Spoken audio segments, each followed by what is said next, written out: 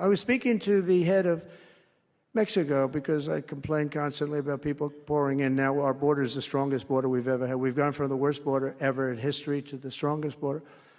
But I was speaking to the president of Mexico, a very wonderful woman, actually. And I said, we were talking about drugs. You can't let people come through your country and come into the country. You know, I was not that nice, but they understood what I was saying. And she said something that really got me. She said, I said, you're not a big drug-taking nation. And she said, no, we are not a consumer.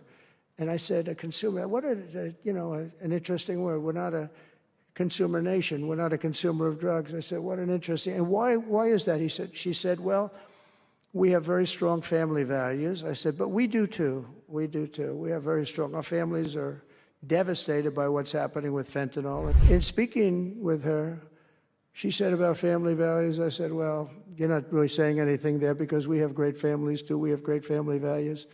She said, plus we advertise a lot. I said, ooh, you mean you advertise about how bad drugs are? Yes, we do. We spend a lot of money on advertising. And I said, unbelievable. That was such a great conversation because we're going to spend hundreds of millions of dollars advertising how bad drugs are so that kids don't use them, that they chew up your brain, they destroy your teeth, your skin, your everything.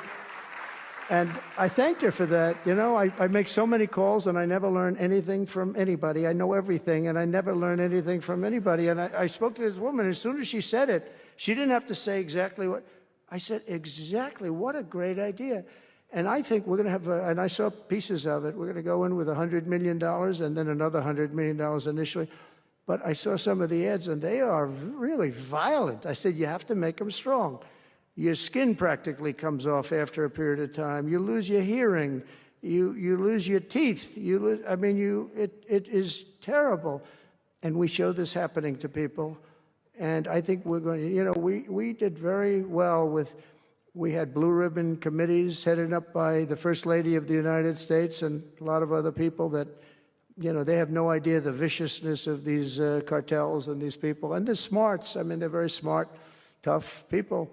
Making a fortune, by the way, an absolute fortune. But we got it down 18%, which was a record.